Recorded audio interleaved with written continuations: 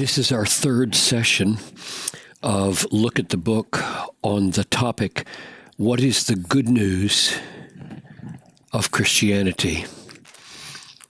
And we have argued that in order to understand any claim to good news, we need to know the situation behind the good news.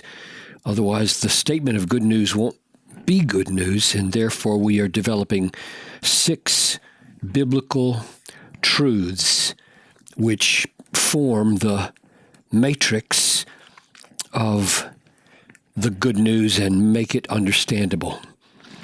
The first one we saw was that God created us and the universe for His glory. The second one, in the second session we saw, was therefore, because God created us for His glory, and that's His design for the creation, therefore it is man's joyful duty, from design comes duty, to live for the glory of God. Created for His glory, therefore we should live for His glory.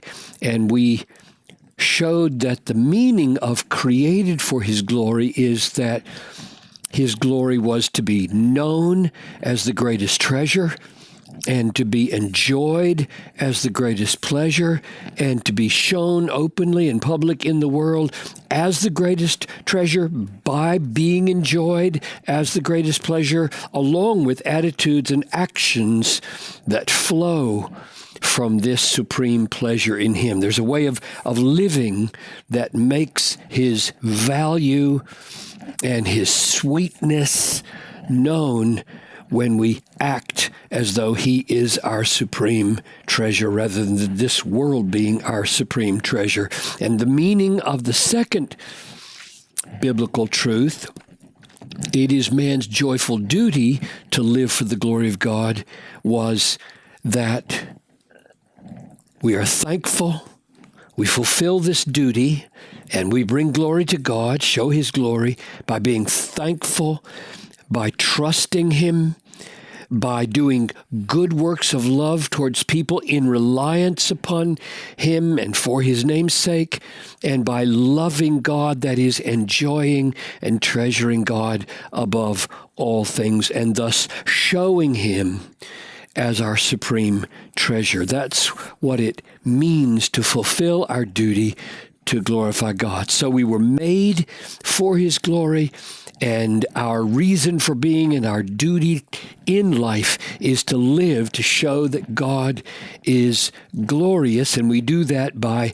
enjoying Him and treasuring Him, which is why I call it a joyful duty. And now, the third biblical truth is all of us have failed to glorify God as we should. So He created us to display His glory by treasuring it and enjoying it and showing it, and therefore that is our duty as we live, and we have all now failed. And what we want to do in this session is simply look at a few passages from the Bible which show, and our consciences already tell us this, don't they? I mean, none of us would say, I have lived so well as to show the glory of God as the supreme treasure and supreme pleasure of my life. None of us has a conscience that would allow us to say that without shame on our face for telling a lie. But the Bible is our authority, not our own conscience, and therefore let's look at a few passages. Romans 3, the letter to the Romans, chapter 3, verse 23, all have sinned. And then sin is given this kind of definition, all have sinned and fall short of the glory of God. So whenever we think about sin, we should think about a failure to what? Not to fall short of the glory of God. So what does falling short of the glory of God means? And I think the best explanation of Romans 3:23 is Romans 1:23. So this is Romans again, chapter 1, and verses 21 to 23. This is being spoken of all human beings, even those who have never heard of Christ. Although they knew God, they did not honor him as God or give thanks to him, but they became futile in their thinking, and their foolish hearts were darkened. Claiming to be wise, they became fools. And here's the essence of folly and the essence of sin. And they exchanged the glory of the immortal God for images. So anything that attempts to be a replacement for God and his glory would be counted here. We exchanged the glory of God for other glories. Everybody deep down knows that there's a God. Deep down knows we should honor him, but we don't honor him. Deep down knows that we should thank him, and we're not nearly as thankful as we should, even if we pause every now and then and thank God for sparing us some freak accident or thanking him for our food. We don't live lives of constant gratitude, giving him credit for all good in our lives.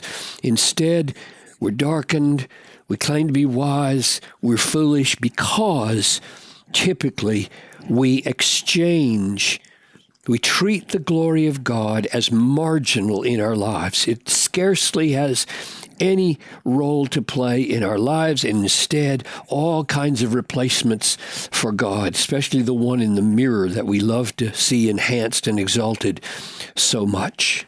So that's the essence of sin and the essence of our failure. And according to 3:23, all of us have sinned and committed that kind of falling short of the glory of God. Even in the Old Testament, back in these historical books, like 1 Kings 8:46, it says, "There is no one who does not sin." Or Psalm 130, verse 3, "If you, O Lord, should mark iniquities, Lord, who could stand?" And what's the answer to that question? His implied answer is no one, which means all of us have iniquities that if God should mark them, take note of them, and count them against us, all of us would be in total trouble. One more text. Romans again, chapter 5, verse 12. The Bible traces this universal sinfulness of mankind back to Adam and Eve, the very first human being. Sin came into the world through one man, and death through sin, and so death spread to all men because all sinned.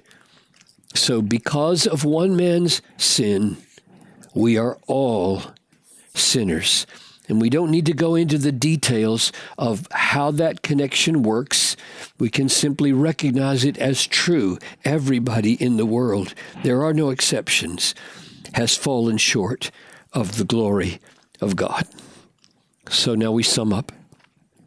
God created us for his glory. Therefore, it is man's joyful duty to live for the glory of God. And all of us have failed to glorify God as we should. We have not thanked him as we should. That is, we have not felt thankful in our hearts consistently as we should. We have not trusted him as we should, but have often been afraid and looked to other sources of protection and strength. We've not treasured him as we should, or enjoyed him as we should, or obeyed him as we should, and therefore we have not glorified him, and therefore we have fallen short of the created design and the created duty that God made us for. God deserves all our heart, soul, mind, and strength in all these ways. And we have all failed. And we will see the consequence of that in session number 4.